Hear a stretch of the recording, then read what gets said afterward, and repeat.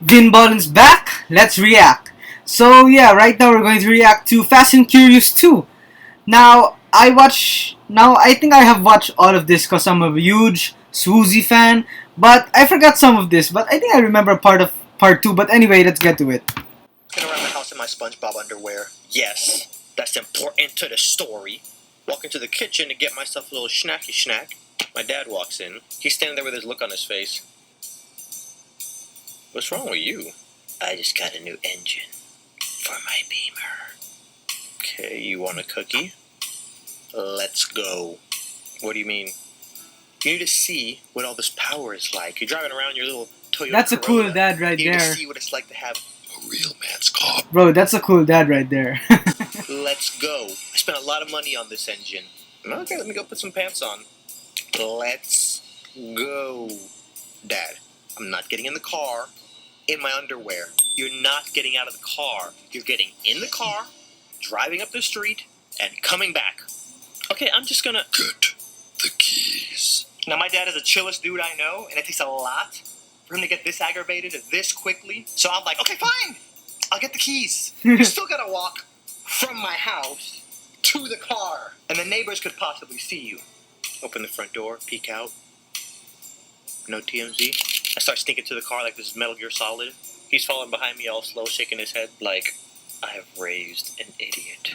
So we get in the car, and there's this long stretch of road from the entrance of my development to the first house in the development. So I start driving to leave the neighborhood. Punch it. Dad, we're still in the neighborhood. I said, punch it. We're still technically in the neighborhood, so maybe, how about no? Stop being a little punk. Punch it. Okay.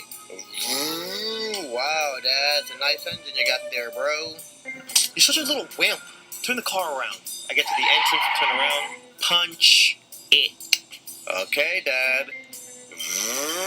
OMG-ness. This is blowing my mind. Can we go home now? No, you're such a little punk. Floor it. Pedal to the metal. You know what that means? Okay, old man.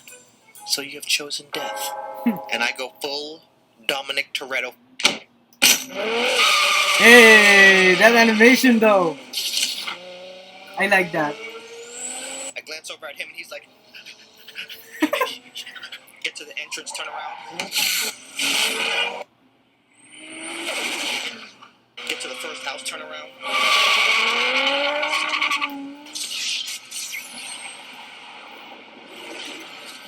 He thinks I'm done. I'm not. Running. Hey. I'm ready to die. Now. Then in the corner of my eye, I notice this Lexus in my rearview mirror just darting up on me. So I start slowing down. This dude comes from behind me and busts like a knife.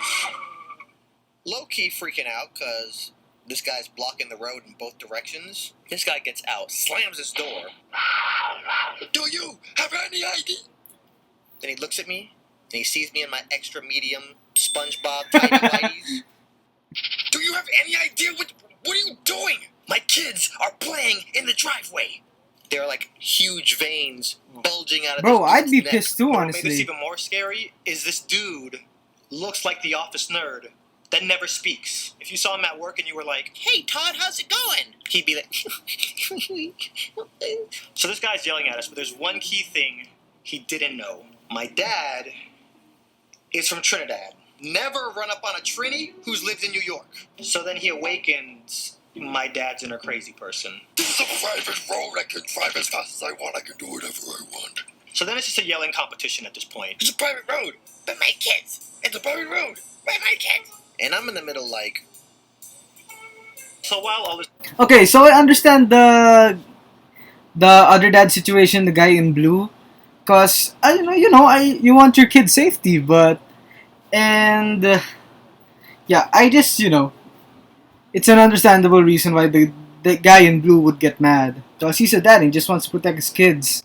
Going on in my head, I'm just waiting for my dad to jump out the car because I know that's what's next. And I'm praying to God that doesn't happen. Because if he jumps out the car, I'm going to have to jump out the car and pull him off with this dude. Because I already know how that story's going to end.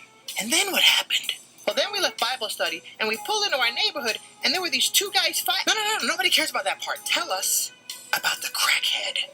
Oh, yeah, there was this crackhead in the middle of the street dancing and cheering them on, and he was butt naked. It was Susie from YouTube. You heard it here first, ladies and gentlemen. All YouTubers are on crack. Back to you guys in the studio.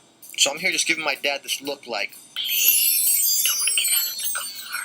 Now, when you want the war with a Trini/New Yorker, the best you can do is break even. You're not going to win. Even though my neighbor was clearly the aggressor when he ran up on us, by the time my dad was done with him, he was like, So then my neighbor stomps back to his car and then takes off back to his house. And I'm like, Dad, he's right. Well, he should keep the kids inside the house because kids don't even play Yeah, outside. I like the fact that Susie knew that the other dad was right. More. See, I know he's still mad, and I'm not trying to argue, so I just did it right there. Talk to me nice. Not for nothing, my dad was the representative during that whole altercation, because I didn't say anything the entire time. Because you never know the ripples that your action caused. I've seen the movie Butterfly Effect. I know how this works. Actually, I never saw the movie, but I saw the trailer, and I kind of know what the movie's about. I just didn't want this to be how our neighbor remembers us. So I get home, go inside, put on some clothes, and then drive over to my neighbor's house. I pull up and his kids are still outside. Get out of the car and I kind of see that his garage is open. So I start walking to the garage. His son is in the grass playing with a ball, and as soon as he sees me, he's like... So I start walking around to the garage and I can see the dad in the garage, and you could tell he's still mad by his body language. So then I yell out to him like, "Excuse me, sir?" And he turns, and when he sees it's me, he goes... This man looked at me like I was the Terminator coming for him and his unborn child.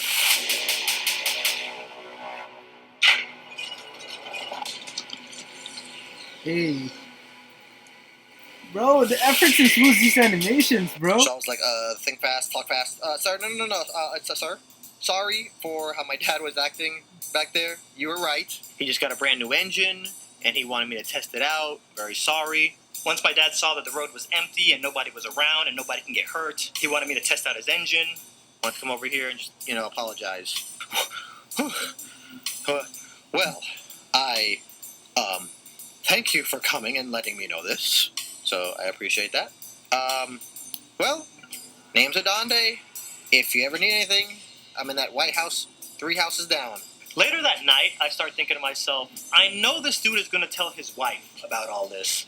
And I can only imagine how his version of the story is going to go. Honey, our neighbors were racing in the neighborhood, and I ran down behind them. I got to their car, and I put them in their place. Don't you ever come in here in my neighborhood and race. Sir, yes, sir, we'll never do it again. You're so big and strong. And they were petrified of me. I think our neighbors are cross-dressers. There's nothing wrong with it, I'm just saying. They are both in there wearing women's lingerie. And also, I can smell crack in the car.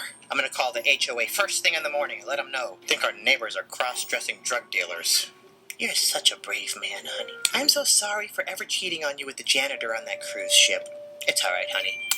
Love you. Good night. Alright, you guys. Thank you guys so much for watching, bro. Susie's so funny, bro. Thank you guys. Peace.